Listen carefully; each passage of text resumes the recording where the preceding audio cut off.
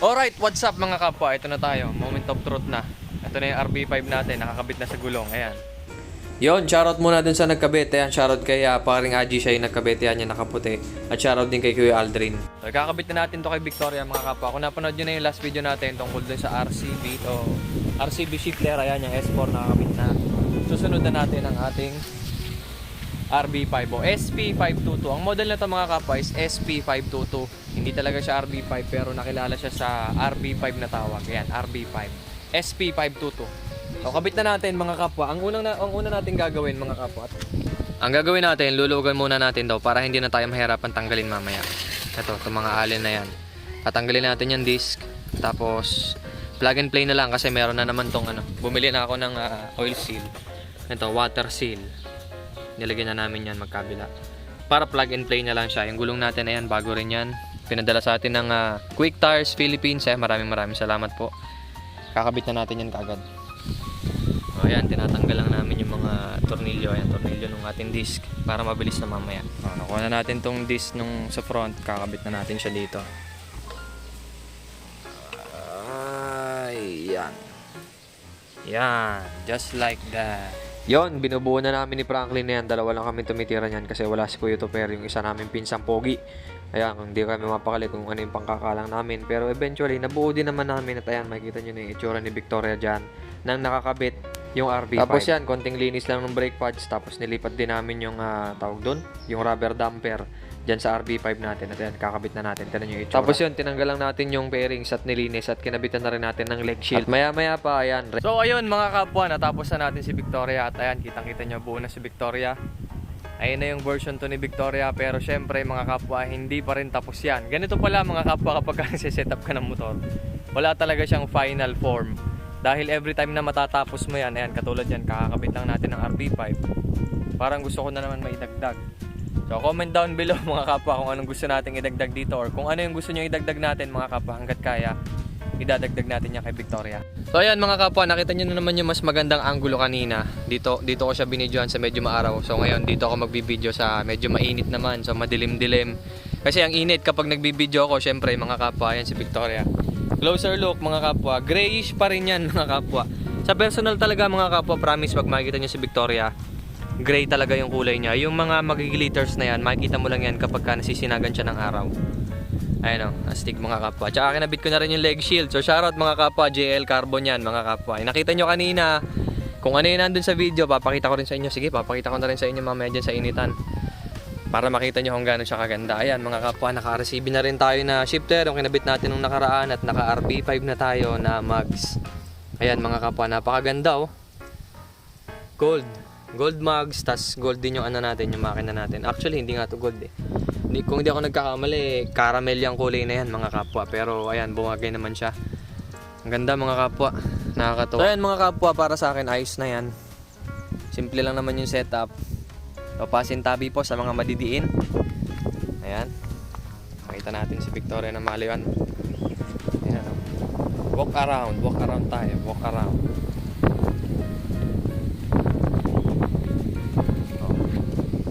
Ayan siya sa unahan mga kapwa. Simple lang, di ba?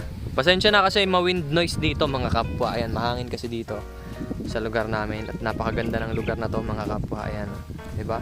Yung legendary na marka nandyan para hindi natin aalisin yan. Ayan. Kabilang side. Lakad tayo. Walk around na to mga kapwa. Ayan, kung makikita nyo, gray siya dito. Di ba? Grayish pa rin siya.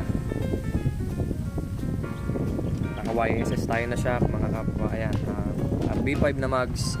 Shoutout dun sa tropa natin mga kapwa. Shoutout kay Gabriel. Doon natin nakuha yung mags na yan. Ang hirap na maghanap mga kapwa kasi naubusan ng stock ngayon. So ayan, nakita nyo na yung version 2 ni Victoria mga kapwa. Ayan, medyo iba yung itsura niya kapag itong front cam ang gamit.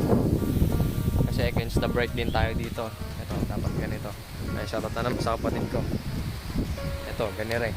Ayan, ganun siya mga kapwa. Mahangin mga kapwa, mahangin. Kaya bakam na nga lang ako. Kaya yan, kung makikita nyo mga kapwa, sobrang simple lang talaga. Sobrang simple lang. So maraming shoutout sa mga nakatulong natin sa pagbuo dito. Ayan, shoutout sa JL Carbon, shoutout sa mga pinsan ko. Ayan. At shoutout sa lahat ng mga kapwa na sumusuporta sa atin hanggang ngayon. Ayan. Pakita ko siya dito sa may maliwanag para live na video. Op.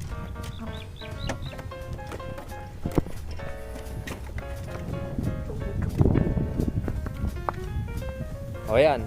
Yan siya mga kapwa sa initan. Pag naliliwanagan, lalo mo makikita yung carbon na camouflage. Para siyang ahas. Ayan, ang ganda. Oh. Parang taksil. Tridor, ano? Ayan mga kapwa. Oh. Diba? Simple lang mga kapwa. Version 2 na talaga yan mga kapwa. Ibang-iba na siya dun sa version 1 natin o yung original Victoria. Pero sa ngayon, ito muna tayo. Version 2 ni Victoria mga kapwa. Version 2. Ayan. Lapitan natin ng malapitan to. Ayan mga kapwa. Para siyang ahas. Ayan o. Camouflage kasi yan eh. Hindi yan ay yung hindi ko alam tawag doon mga kapwa no? Yung straight lang, hindi siya ganoon. Meron siyang pattern. Ayan oh, JL Carbon mga kapwa. 'Yon, mas magandang angulo. Ayan siya mga kapwa. May araw na ulit. Saka ang ganda na itong RCB na shifter mga kapwa. Ayan oh. Napaka-slick ng design niya. Hindi ko akalain na babagay pa rin kay Victoria. So syempre kanya-kanyang preference pa rin tayo kung ano maganda sa paningin natin. Sa pasintabi po doon sa napapaduyan. Ayan, shoutout na lang sa inyo. Pero for me, masaya na ako dyan sa itsura ni Victoria mga kapwa. Ayan. Simple lang. User-friendly for me mga kapwa. Ayan, nakamags pa tayo. So yun, once again mga kapwa, maraming salamat sa solidong suporta. Ayan. Hindi ako mapakali dito kung saan BPJ si Victoria. So maraming salamat sa solidong suporta mga kapwa. Abangan nyo mga kapwa, marami pa tayong kakabit kay Victoria. Ayan.